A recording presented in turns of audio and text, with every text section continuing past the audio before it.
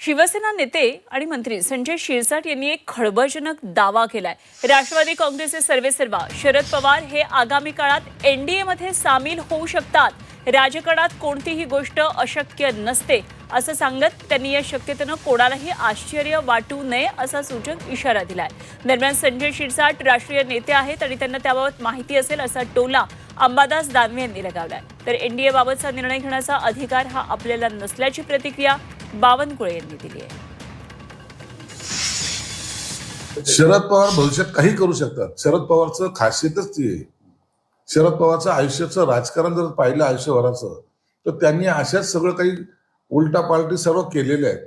म्हणून शरद पवारकडून तुम्ही एकच साईडने ते राहतील अशी अपेक्षा करणं चुकीचं आहे। शरद पवारांनी वेळेनुसार आपल्या भूमिकाही बदललेल्या आहेत, पक्षही बदललेले आहेत आणि पक्ष विलीन सुद्धा केलेला आहे। इंडियामध्ये आले तर नवल वाटतं कशातही जाऊ शकतात ते। त्यांची मानसिकता काय असेल किंवा ते काय निर्णय घेतील हे फक्त शरद पवार स्वतः जाणतात। संजय शिरसाट हे राष्ट्रीय स्तरावरचे नेते आहेत। त्यांना एनडीए शरद पवार यांच्या पक्षाची जास्त माहिती असेल। मला काही याच्यातलं जास्त ज्ञान नाही, एवढंच सांगतो।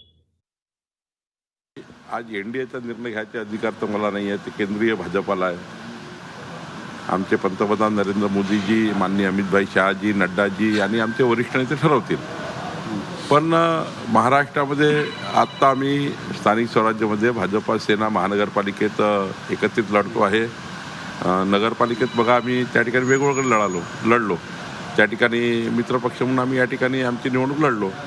पुढे जिल्हा परिषद आहे। त्या स्थानिक राजकारणामध्ये काय परिस्थिती निर्माण होईल, स्थानिक लेवलला कुठल्या युत्या होतील, जास्त अधिकार आम्ही स्थानिक लेवलला दिले आहे। त्यामुळे त्या लेवलला होत आहे। याचा अर्थ महायुतीवर काही परिणाम होणार नाही, राज्याच्या महायुतीवर कुठलाही परिणाम होणार नाही।